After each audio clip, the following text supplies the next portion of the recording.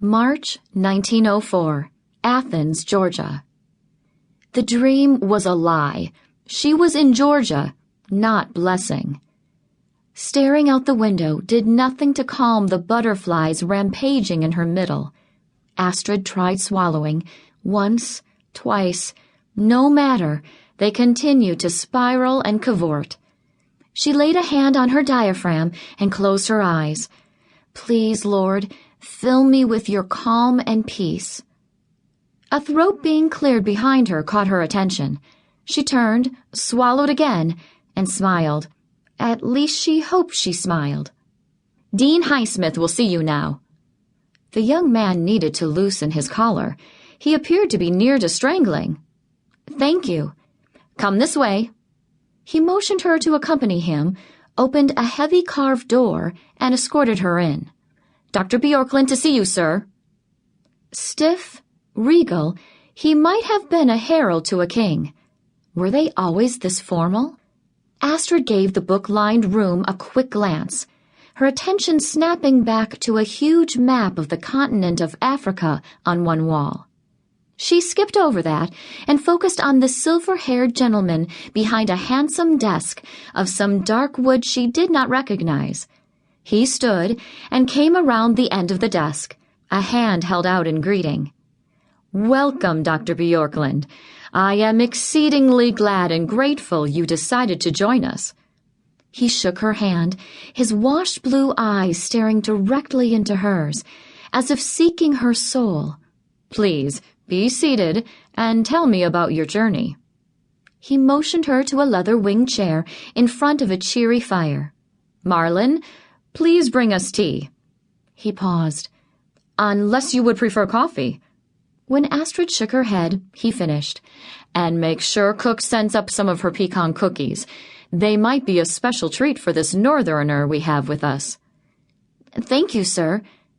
Astrid sat, grateful for both the happy snap of the fire and the heat. It had been raining yesterday and earlier this morning, not exactly a welcome she'd have associated with the South. All the things she'd read about this part of the country included sunshine, heat, and humidity. Dean Highsmith, gold glasses perched on the end of a rather aquiline nose, sat down in the chair opposite her, nodding and smiling.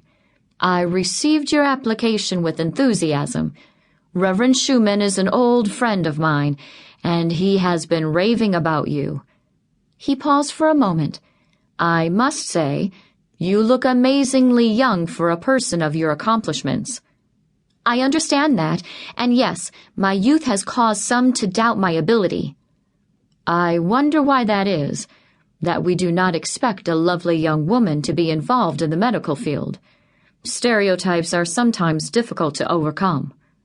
He propped his elbows on the arms of the chair and steepled his fingers. Be that as it may, tell me about yourself. What brings you here, and where do you dream of going? I dream of going back to Blessing, she thought, but knew that was not what he wanted to hear. Where to start?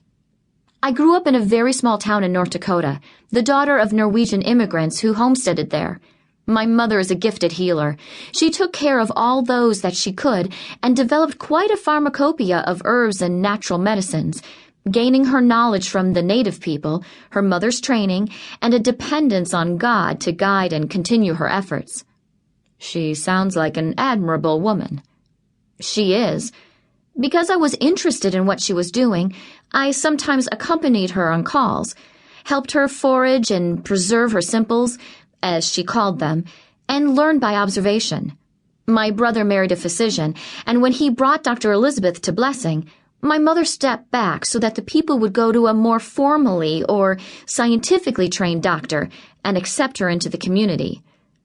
Astrid felt as though she were telling someone else's story, as clinical as this was sounding. Through all this, I decided to become a nurse in order to assist Dr. Elizabeth with her practice. She began training me while I was still in high school. It was all such a natural thing. I have always been fascinated by God's creation of the human body, how intricately and wonderfully made we are. While my goal was to go to Grand Forks to study nursing, Dr. Elizabeth's goal was to train me so that I could go for further instruction at the hospital she trained at in Chicago, but as a doctor, not a nurse.